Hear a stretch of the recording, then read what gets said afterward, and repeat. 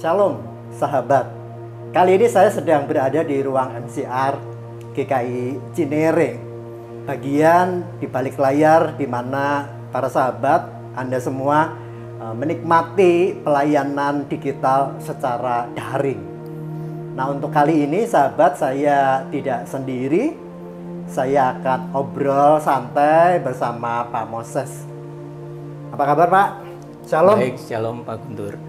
Shalom para sahabat. Nah, sahabat, sebelum saya lanjutkan ngobrol-ngobrol kita lebih lanjut sama beliau, mari kita saksikan tayangan berikut ini. Seperti yang dikatakan Amsal bahwa takut akan Tuhan adalah permulaan pengetahuan. Percayalah bahwa sehebat apapun teknologi, Tuhan akan terus mengawal dengan tiang apinya, dengan tiang awannya, untuk kita bisa makin dekat dengan Tuhan. Sahabat, kalau saya menyapa dalam wujud kecerdasan buatan tadi, nah bagaimana pendapat Anda? Saya menduga bahwa Anda mengira yang ada pada tayangan tadi adalah saya. Padahal itu tadi AI, Artificial Intelligence, kecerdasan buatan. Canggih bukan? Kalau menurut Bapak, contohnya seperti tayangan tadi, saya juga miris nih, jangan-jangan khotbah saya tergantikan oleh AI itu. Kalau Bapak sendiri bagaimana, Pak? Ya, Pak Guntur, sebetulnya saya di awal dengan artificial intelligence ini ya, udah galau sih. Udah galau. Karena ya? Namanya kecerdasan buatan ini buatan manusia gitu ya. Nah, yang pertanyaan saya adalah kecerdasan buatan manusia ini kan sebetulnya duplikasi sistem kerja otak manusia yang dilakukan oleh manusia. Tiruan, menduplikasi ya, menduplikasi. Iya.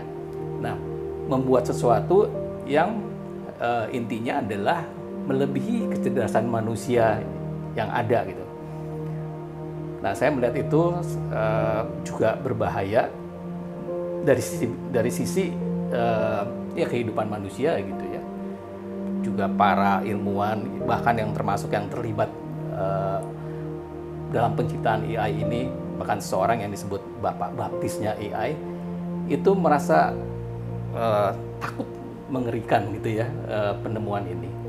Jadi itu di sisi itu karena pada saatnya nanti dikatakan bahwa AI ini, apakah itu ditaruh di sebuah robot atau di apapun gitu, dia akan memintarkan dirinya sendiri, lama-lama lebih pintar, akhirnya manusia yang dikuasai, bukan manusia yang menguasai dia. Dari sisi teologianya bagaimana, Pak? Oke.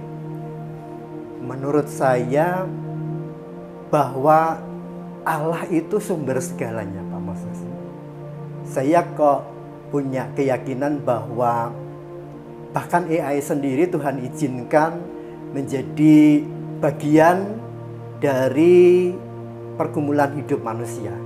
Ya, kita tentu belum tahu bagaimana ujungnya ya. Tapi saya teringat akan firman Tuhan di Amsal 1 ayat 7, takut akan Tuhan adalah permulaan pengetahuan.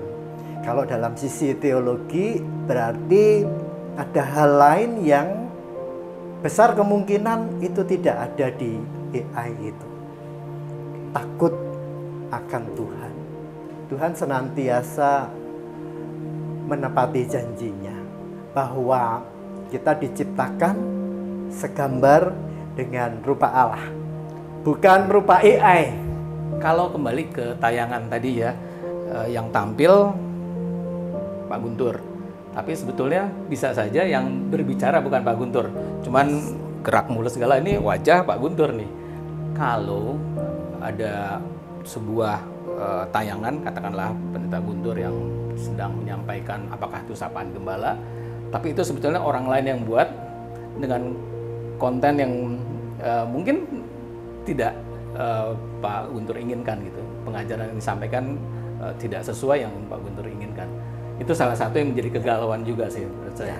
Dan kita susah mendeteksinya ya. Dan sekarang ini kan sudah ada fenomena masih di luar negeri kebanyakan ya, bahwa gereja-gereja menggunakan AI. Jadi yang khotbah itu AI, menggunakan AI. Jadi pendetanya tidak hadir di sana, hanya layar gitu ya. Apa yang akan kita tanggapi respon gereja juga jemaat untuk menghadapi itu kalau masuk ke Indonesia? Kita mungkin sulit sekali untuk membendung fenomena kecerdasan buatan ini. Kita harus bergandeng tangan dengan generasi milenial, generasi Z, generasi Alpha dan seterusnya. Mereka ini kan canggih semua ya. Bumi dan segala isinya ini kan Tuhan percayakan untuk kita kuasai bukan lalu semena-mena ya, tapi untuk kita kelola dengan bijak. Maka kalau kita boleh simpulkan, menurut saya ancaman tetap ada, kengerian tetap ada, tapi sebagai umat yang terbatas, ini menjadi panggilan kita bahwa memang dalam segala kelemahan kekuatan Tuhan sempurna.